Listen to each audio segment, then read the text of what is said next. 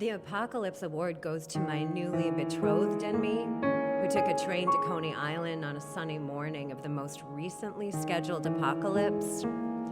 For we stepped barefoot into the ocean, for we heard the action was supposed to lend us perspective. It was already the apocalypse, and we already felt appropriately minute.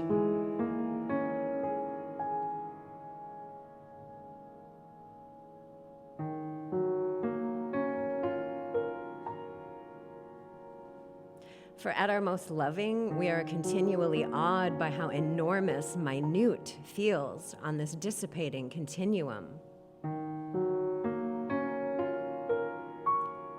Is that the alarm or the practice alarm?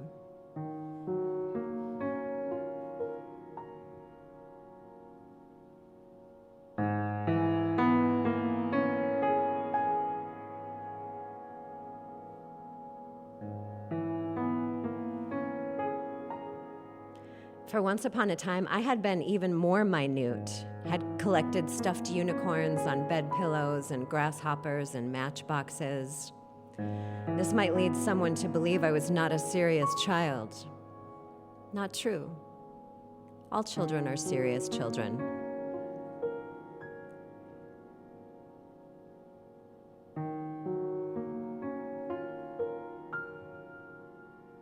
For instance, having misread a calendar at age 10, I believed I was born the day Joan of Arc was burned at the stake.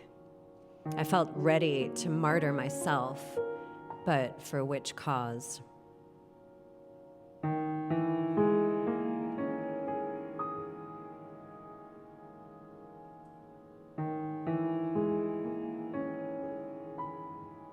Yet, simultaneous to planning my martyrdom, I dreamed of living in a hole in the forest, feral.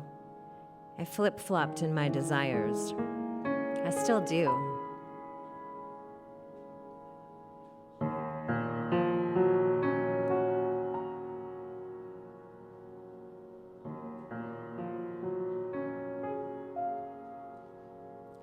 The Apocalypse Award goes to most grown people who don't know what's best, and somehow we're fine with it.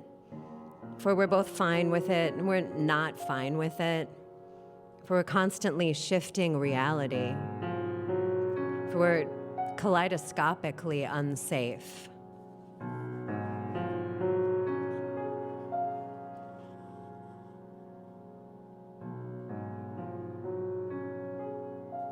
What if we need the alarm when the practice alarm's going off?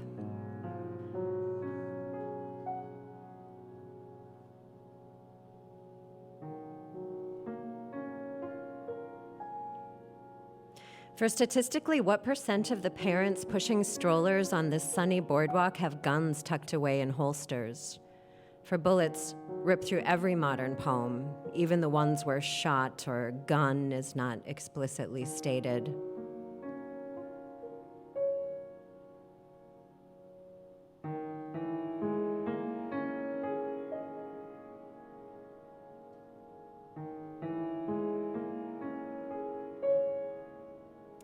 The Apocalypse Award goes to the animal kingdom, the inhabitants of which would appreciate it if next time we take our phones out of our pockets, we would Google the difference between carcass and corpse, if perhaps we don't already know.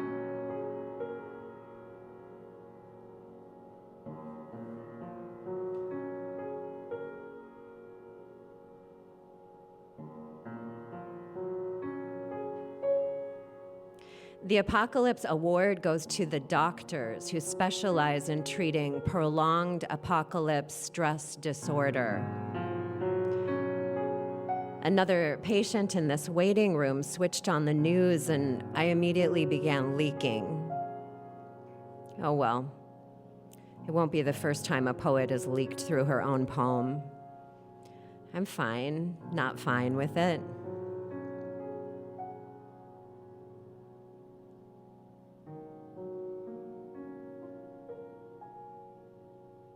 A woman keeps getting told to relax and have faith in the alarm system. Faith. WTF.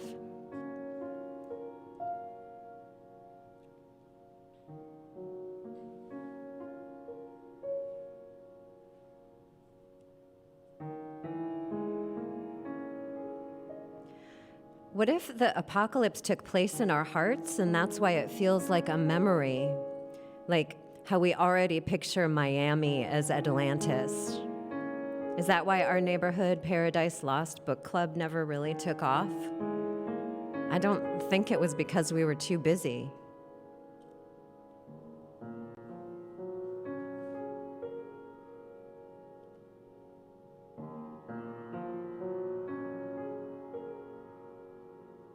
The Apocalypse Award goes to the people who stand around in a place, like a rock concert, religious service, a protest, after the main action has ended. For how shall we distinguish the dedicated from the inert? I mean, we're still here. Which am I? Which are you?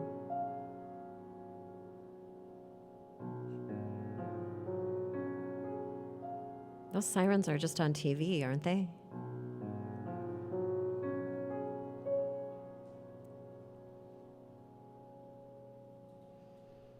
If history repeats, when this apocalypse fails to happen, its prophets will reschedule for 6 months later. The Apocalypse Award will go to the staff of the Williamsburg bars, who will re-chalk their sandwich boards to reflect the new, last ever happy hour drink specials. Is this everybody?